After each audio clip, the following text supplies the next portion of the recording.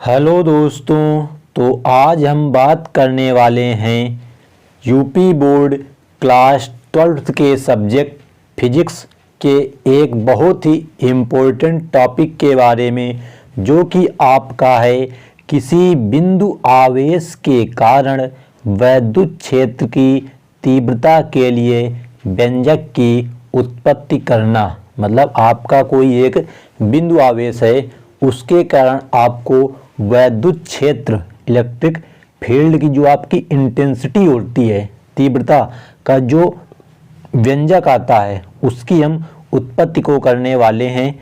आपके board exam में ये क्वेश्चन अधिकतर पूछा जाता है। तो देखते हैं ज़रा इसका टॉपिक। तो सबसे पहले आपको हेडिंग डाल लेना है, किसी बिंदु आवेश के कारण वैद्युत क्षेत्र की तीव्रता के लिए व्यंजक।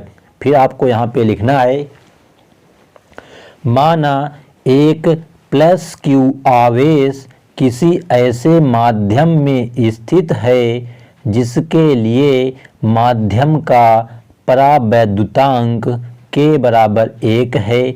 इस आवेश से स्मॉल r दूरी पर कोई बिंदु P है, जहाँ पर एक परीक्षण आवेश Q0 स्थित है। ठीक, इतना लिखने के बाद में आपको यहाँ पे पैराग्राफ चेंज करना है कि प्लस क्यू आवेश के कारण बिंदु P पर वैद्युत क्षेत्र की तीव्रता E है, जिसकी दिशा बाहर की ओर है। क्योंकि अगर कोई आपका बिंदु है और उस पर प्लस क्यू आवेश स्थित है, जो उसकी उस बिंदु पर दिशा होगी वो हमेशा बाहर की ओर होगी। अतः वैद्युत क्षेत्र E बराबर F/Q0, मतलब जो तुम्हारा परीक्षण आवेश रखा है उस पर लगने वाला या वैद्युत क्षेत्र की तीव्रता जो होगी वो होगी E बराबर F/Q0। इसको हमने आपको पिछली वीडियो में भी समझाया था। ठीक, तो अब देखते हैं इसके आगे का टॉपिक। तो देखो, ये चित्र बना है, जो आपकी ऊपर हिंदी बताई गई है उसका चित्र ये बना है। ये आपके एक बिंदु आवेश है। देखो, ये यहाँ पे क्या है, प्लस क्यू आवेश रखा है। इससे स्मॉल r दूरी पर एक ये बिंदु P है। ये दूरी कितनी है, यहाँ तक स्मॉल r है। अब यहाँ पर जो इस प्लस क्यू आवेश के कारण तीव्रता वो बाहर की ओर है, वैद्युत क्षेत्र तीव्रता E है।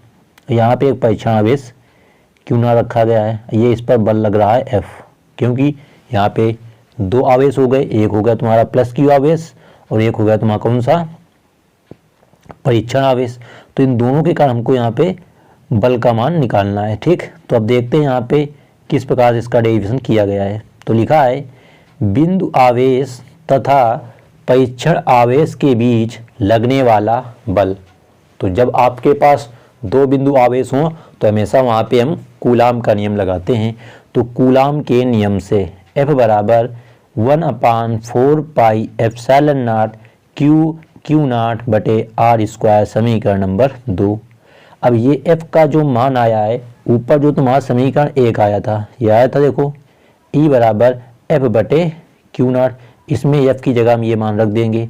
तो जब हम ये मान रखते हैं तो देखो क्या आता है, E बराबर 1/4 पाई एप्सिलॉन नॉट Q0/r² और होल अपान Q0।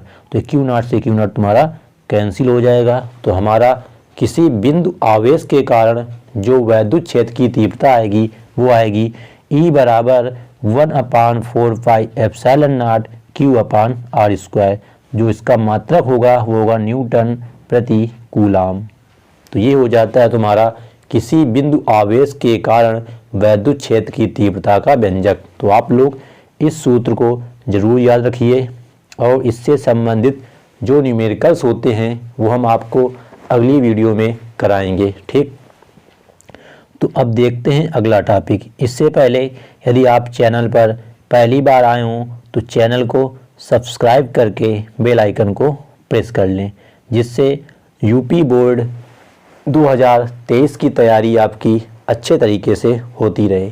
तो अगली हेडिंग आपकी है वैद्युत द्विध्रुव, जिसको इंग्लिश में बोलते हैं इलेक्ट्रिक डाइपोल।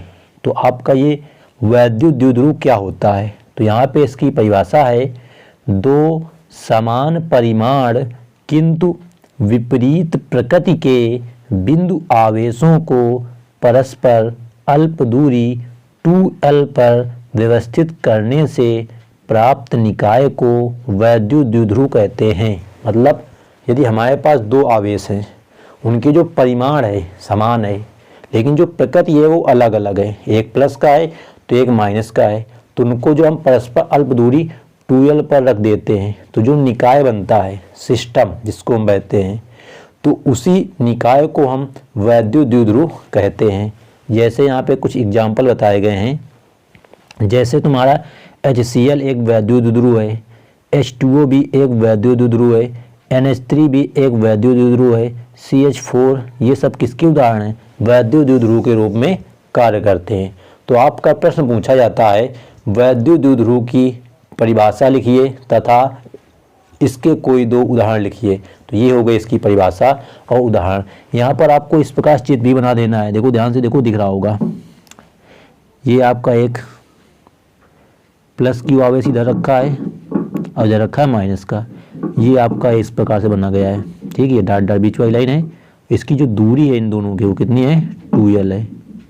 तो यहाँ पे हमने प्लस क्यू रख दिया, यहाँ पे माइनस का क्यू रख दिया, तो जो ये निकाय बना है आकर के यही होता है तुम्हारा वैद्युत द्विध्रुव आघूर्ण। अब इसी संबंधित आपका जो टॉपिक आता है, इसका आता है वैद्युत द्विध्रुव आघूर्ण का, कि वैद्युत द्विध्रुव आघूर्ण क्या होता है। जो ये परिभाषा आपकी थी वो थी वैद्युत द्विध्रुव की, अब परिभाषा है आपकी वैद्युत द्विध्रुव आघूर्ण। ये आपकी मोस्ट इम्पोर्टेंट डेफिनेशन है, बोर्ड एग्जाम में अधिकतर पूछी जाती है, तो आप लोग इसको अच्छे से देख लेना। तो लिखा है किसी एक आवेश के परिमाण तथा आवेशों के बीच की अल्प दूरी 2L के गुणनफल को वैद्युत द्विध्रुव आघूर्ण कहते हैं।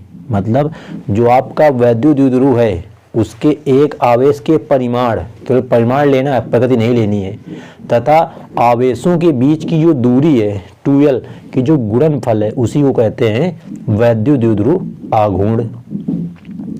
इसे P से व्यक्त करते हैं या प्रदर्शित करते हैं। यह एक सदिश राशि है जिसकी दिशा ऋण आवेश से धन आवेश की ओर होती है।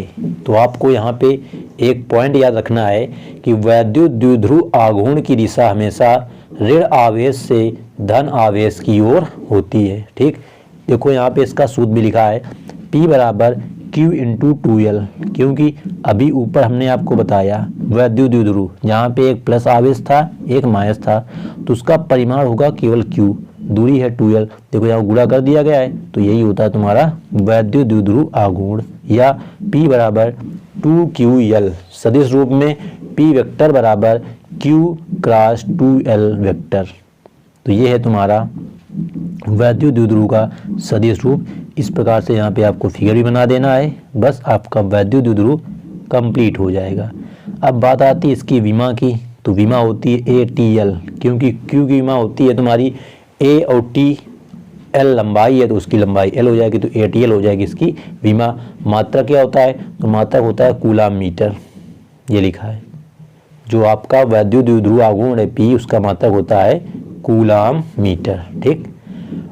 आज का बहुत ही मोस्ट इम्पोर्टेंट तुम्हारा टॉपिक है अक्षीय स्थिति में वैद्युत क्षेत्र की तीव्रता के लिए व्यंजक। ये आपके बोर्ड एग्जाम में प्रतिवर्ष पूछा ही जाता है। आप लोग जब आंसर को उठाकर देखेंगे तो जो आपके 7 सेट यूपी में आते हैं, किसी ना किसी सेट में आपको ये क्वेश्चन जरूर मिलेगा। तो आप लोग इस टॉपिक को अच्छे से ज़रूर तैयार करें। तो हमारी हेडिंग रहेगी अक्षीय स्थिति में वैद्युत क्षेत्र की तीव्रता के लिए व्यंजक। सबसे पहले आपको यहाँ पे इस फिगर को समझना है। अगर आप ये फिगर समझ गए तो जो आपका टॉपिक है वो आधा क्लियर हो जाता है। तो आप लोगों को शायद ये फिगर सही से समझ में नहीं आ रहा होगा, तो इसको थोड़ा जूम करते हैं, ठीक, जिससे थोड़ा अच्छे से दिखने लगे। वैसे हम इसको फिर से यहाँ बनाएंगे, ध्यान से देखना। तो देखो ये एक वैद्युत द्विध्रुव है जो आपको इस प्रकार दिख रहा होगा। ये क्या है? एक वैद्युत द्विध्रुव है। यहाँ पे माइनस रखा है, यहाँ पे प्लस रखा है, ठीक। अब देखो यहाँ पे ध्यान से, जो इसकी दूरी है कितनी है 2l है, क्योंकि अभी हमने बताया कि जो वैद्युत द्विध्रुव दूरी होती है कितनी होती है 2l होती है, तो हमने यहाँ दिखा दिया 2l हो गई दूरी 2l। अब यहाँ पे प्लस की आवेश के कारण वैद्युत क्षेत्र की तीव्रता मान लो कि यहाँ बिंदु P है, तो यहाँ पे तीव्रता जो होगी तुम्हारे डॉट डॉट कर देना, तो इसके कारण प्लस की आवेश के कारण बाहर की ओर होगी E1, ये माइनस है जो इधर वाला, इसके कारण होगी अंदर की ओर E2। ठीक, अब इसका ये मध्य बिंदु ले लिया गया है, यहाँ से मध्य बिंदु इसको उठा लेते हैं O, यहाँ से दूरी तुम्हारी रहेगी बिंदु P तक की, बिंदु कौन सी P, इसको मान ली गई है तुम्हारी यहाँ तक R दूरी, यही आपको हिंदी में लिखना है। तो मध्य बिंदु से दूरी R है, तो अगर हम कह दें तुमसे प्लस की आवेश से दूरी कितनी होगी, कहाँ से प्लस की आवेश इस वाले से यहाँ तक की, तो ध्यान से देखो अगर हम ये दूरी तुम्हारी 2l है पूरी बीच की, तो इधर भी l बचेगी इधर भी l बचेगी, अगर r में l घटा दें मतलब ये जो दूरी रहेगी वो रहेगी r माइनस l। इसी प्रकार हम कह दें यहाँ से दूरी कितनी होगी P तक, तो ये कितनी होगी r प्लस l, कितनी होगी r प्लस l। यही आपको इस चित्र में सब कुछ दिखाया गया है, तो ध्यान से चित्र को देख लीजिए। थोड़ा यहाँ पे ब्राइटनेस कम हो गई है जिससे आपको चित्र थोड़ा धुंधला दिख रहा होगा, तो आप लोग इस चित्र को पहले समझ करके बना लीजिए अपनी नोटबुक में, फिर आपको हम बताते हैं इसका टॉपिक कैसे तैयार करना है। ठीक, तो देखो यहाँ पे लिखा गया है, माना एक वैद्युत द्विध्रुव AB, इसका नाम क्या दिया गया AB, इधर तक A डाल दो इधर तक डाल दो B, माइनस Q व प्लस Q आवेशों से मिलकर बना है, जिसके कारण इसकी अच्छी स्थिति में द्विध्रुव के मध्य बिंदु से स्मॉल r दूरी पर कोई बिंदु P है। अभी हमने आपको चित्र में बताया कि मध्य बिंदु से स्मॉल r दूरी पर एक बिंदु P है, जहां पर प्लस Q व माइनस Q आवेशों के कारण वैद्युत क्षेत्र की तीव्रताएं E1 व E2 है। प्लस Q आवेश के कारण E1 है ये दिख रही होगी, माइनस के कारण E2 है। E1 is greater than E2, E1 का मान जो है वो तुम्हारा E2 से बड़ा रहेगा। ठीक, अब आगे देखते हैं, तो देखो आगे यहाँ लिखा है कि प्लस Q आवेश के कारण बिंदु P पर वैद्युत क्षेत्र की तीव्रता, तो जो वहाँ पे आपने अभी चित्र दिखाया हमने आपको, तो वहाँ पर आपको यहाँ पे वैद्युत क्षेत्र की तीव्रता निकालनी है, किसके कारण प्लस Q आवेश के कारण, जो आपका ये प्लस Q आवेश रखा है यहाँ पर निकालनी है तीव्रता। तो दूरी यहाँ तक कितनी है r माइनस l, आवेश है Q, तो देखो यहाँ पे क्या व्यंजक बनाया गया है, तो लिखा है प्लस Q आवेश के कारण बिंदु P पर वैद्युत क्षेत्र की तीव्रता, उसको E1 दिखाया गया है, हमने आपको समझाया कि E1 क्यों है। तो E1 बराबर सूत्र लगेगा 1/4 pi epsilon naught Q upon r minus l का होल स्क्वायर। अब कह दो r माइनस l कहाँ से आ गया, क्योंकि प्लस Q आवेश से बिंदु P तक की दूरी ही r माइनस l है, तो सूत्र में स्क्वायर होता है तो स्क्वायर हो गया, इसको डालो समीकरण 1। ठीक, इसी प्रकार माइनस Q आवेश के कारण बिंदु P पर वैद्युत क्षेत्र की तीव्रता, उसको E2 डाल दिया गया है, E2 बराबर 1/4 pi epsilon naught Q upon r plus l का होल स्क्वायर। अब यहाँ r प्लस l क्यों आया, क्योंकि अभी चित्र में देखा कि जो माइनस Q आवेश से दूरी है वो कितनी है r प्लस l है। अब बिंदु P पर परिणामी वैद्युत क्षेत्र की तीव्रता निकालनी है, तो वहाँ पे लिखा था E1 is greater than E2, जो E1 का मान है वो E2 से बड़ा है, तो बड़े से छोटा हम घटा देंगे, तो आया E बराबर E1 माइनस E2। यहाँ पर हम E1 का मान रख देंगे और E2 का मान रख देंगे और इसको हल करेंगे तो हमारा व्यंजक निकल के आ जाएगा। तो देखो यहाँ मान रखा गया है E बराबर 1/4 pi epsilon naught Q upon r minus l का whole square minus 1/4 pi epsilon naught Q upon r plus l का होल स्क्वायर। तो देखो ध्यान से यहाँ पे Q/4 पाई एप्सिलॉन नॉट आपको कॉमन दिख रहा होगा दोनों में, क्योंकि यहाँ पर भी देखो Q है, यहाँ पर भी Q है, यहाँ भी 1/4 पाई एप्सिलॉन नॉट है तुम्हारा और यहाँ पर भी है तुम्हारा, तो दोनों से हम क्या करें कॉमन ले लिया गया यहाँ पे, तो कॉमन लिया तो ये आ गया बाहर, तुम्हारा देखो ये आ गया, अंदर क्या बचा 1 बचेगा ऊपर, नीचे बचेगा r माइनस l का होल स्क्वायर, फिर माइनस चिन्ह बीच में लगा है 1/r प्लस l का होल स्क्वायर। फिर देखो क्या किया गया यहाँ पे एलसीएम ले लिया गया, एलसीएम कितना आएगा लासा जिसको बोलते हैं r माइनस l का होल स्क्वायर और r प्लस l का होल स्क्वायर, तो इसका गुणा इधर हो जाएगा, इसका गुणा इधर हो जाएगा, वही हुआ है, तो यहाँ हो गया r प्लस l का whole square minus R minus L का होल स्क्वायर। अब क्या करना है, आपको सूत्र तोड़ देना है अंश में। यहाँ बना a प्लस बी का होल स्क्वायर, यहाँ बना a माइनस बी का होल स्क्वायर। तो देखते हैं जरा सूत्र तोड़ने पर क्या बनेगा। तो जब हम सूत्र तोड़ते हैं तो बनेगा, ये तुम्हारा बाहर वैसे ही रहेगा, q बटे 4 पाई एप्सिलॉन नॉट। तो बनेगा R square plus L square plus 2RL minus R square. अब देखो यहाँ पे बीच में माइनस है तो अंदर के चिन्ह चेंज हो गए, क्योंकि ऊपर था आर माइनस एल का होल स्क्वायर, तो हो जाएगा R square minus L square plus 2RL। तो ये आर स्क्वायर से आर स्क्वायर कट जाएगा, एल स्क्वायर से एल स्क्वायर कट जाएगा, 2RL हो जाएंगे 4RL। तो वो जुड़ के देखो यहाँ आ गए 4RL। अब यहाँ पे क्या किया गया है, जो तुम्हारा 4RL आया उसको अलग कर लो, 2RL अलग कर लो और 2R अलग कर दो। देखो वही किया गया है, 2QL, ये Q था गुणा में, 2 इससे अलग किया गया, Q अलग किया गया। क्यों किया गया, क्योंकि हमको सूत्र बनाना है यहाँ पे वैद्युत द्विध्रुव का, P का, वैद्युत द्विध्रुव आघूर्ण का।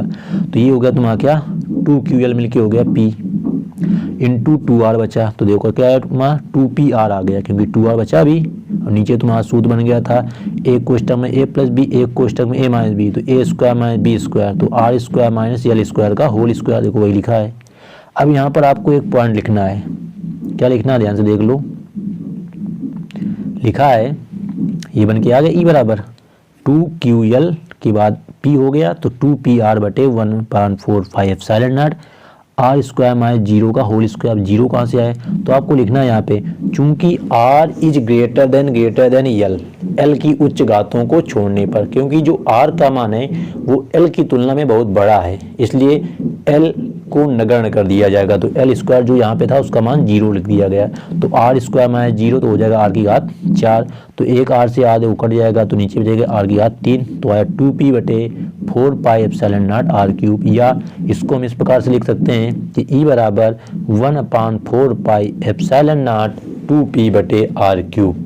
तो ये हो जाता है तुम्हारा अच्छी स्थिति में किसी बिंदु पर विद्युत क्षेत्र की तीव्रता का व्यंजक। तो ये था तुम्हारा एक बहुत ही मोस्ट इम्पोर्टेंट डेरिवेशन, जो कि आपका प्रतिवर्ष यूपी बोर्ड एग्जाम में पूछा जाता है। तो आप लोग इस डेरिवेशन को अच्छे से तैयार कर लीजिए, ठीक। अगर नीचे लिखा गया है, यदि वैद्युत द्विध्रुव परावैद्युतांक के माध्यम में स्थित है तो वैद्युत क्षेत्र की तीव्रता जो हो जाएगी वो हो जाएगी E बराबर 1/4 पाई एप्सिलॉन नॉट के 2P अपान R क्यूब। तो ये था आज का बहुत ही इम्पोर्टेंट टॉपिक, ठीक। तो यदि आपको इसकी PDF चाहिए तो आपको इस चैनल या वीडियो के डिस्क्रिप्शन बॉक्स में एक नंबर मिल जाएगा, जिस पर आप व्हाट्सअप कर देंगे तो आपको जो ये PDF है वहाँ पे मिल जाएगी, ठीक। तो ये था आपका एक बहुत ही इम्पोर्टेंट डेरिवेशन, ध्यान से एक बार और देख लीजिए और फिर अपनी बुक में एक बार अपने मन से करिए। अगर एक बार में न समझ में आए तो इस वीडियो को दोबारा देखिए, जिससे आपका ये वीडियो देखने से जो आपका टॉपिक है अच्छी स्थिति में तीव्रता वाला अच्छे से कंप्लीट हो जाए। तो आज की वीडियो में फ़िलहाल इतना ही टॉपिक रखते हैं। तो अगर वीडियो अच्छी लगी हो तो वीडियो को एक लाइक कर देना। प्रतिदिन आपको फिजिक्स की जो वीडियो है शाम 7 बजे मिलेगी, ठीक। तो आप लोग चैनल को सब्सक्राइब अवश्य कर लेना, जिससे यूपी बोर्ड 2023 में आपके जो फिजिक्स में है 95+ मार्क्स आ सकें, क्योंकि अब आपके पास केवल 90 दिनों का टाइम ही बचा है। आपके जो पेपर हैं वो मार्च में होना तय हो गया है, ठीक।